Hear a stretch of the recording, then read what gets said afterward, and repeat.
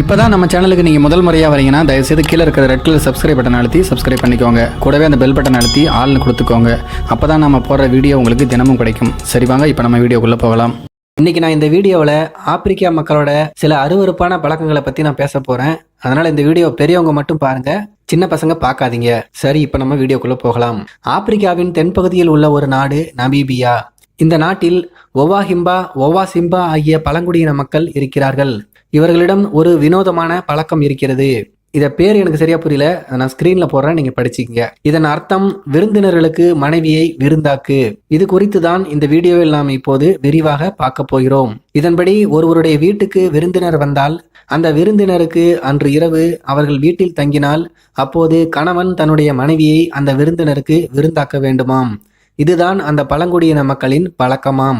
இப்படியாக தன்னுடைய மனைவியை விருந்தினருடன் சந்தோஷமாக இருக்கும்போது கணவன் வேறு அறையில் தங்கிக் கொள்ள வேண்டும். வேறு அறை இல்லை என்றால் வீட்டுக்கு வெளியில் படுத்துக்கொள்ள வேண்டும். எந்த காரணத்தை கொண்டும் உள்ளே வரக்கூடாதாம். ஒருவேளை விருந்தினர்கள் தம்பதிகளாக, அதாவது கணவன் மனைவியாக வந்தால் இருவரும் பரஸ்பரம் விரும்பினால் மனைவியை அன்று ஒரு நாள் இரவுக்கு மட்டும் மனைவியை மாற்றிக்கொள்வார்களாம்.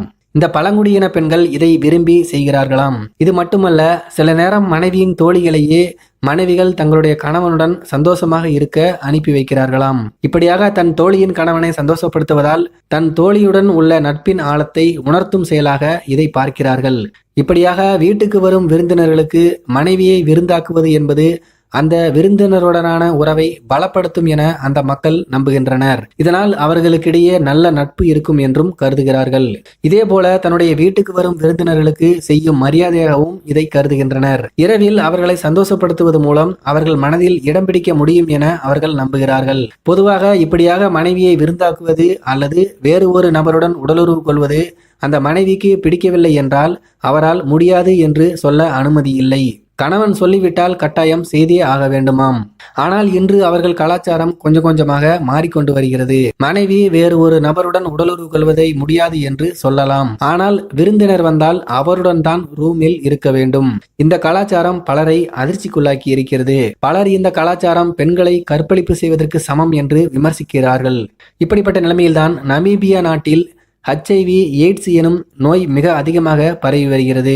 அதற்கு இந்த கலாச்சாரம் முக்கியமான காரணம் என்றும் சொல்லப்படுகிறது. இதில் சோகம் என்னவென்றால், பல கணவன்மார்கள் மற்றவர்களால் ஏதாவது காரியம் சாதிக்க வேண்டும் என்று ஆசைப்பட்டால் தன்னுடைய வீட்டுக்கு அவர்களை விருந்தினர்களாக அழைத்து கொண்டு வந்து தன்னுடைய மனைவியை அவர்களுக்கு விருந்தாக்கி அந்த காரியத்தை சாதித்துக் கொள்வார்களாம். கலாச்சாரன்ற பேர்ல எப்படிலாம் அட்டுழியம் மாட்டானுங்க பாருங்க. இதை பத்தி உங்களுடைய கருத்துக்கள் என்ன அப்படிங்கறத கீழே இருக்க கமெண்ட்ஸ் தெரியப்படுத்துங்க. மேலும் இது போன்ற வீடியோக்களை பார்க்க நம்முடைய சேனலை சப்ஸ்கிரைப் பண்ணிக்கோங்க. நன்றி, வணக்கம்.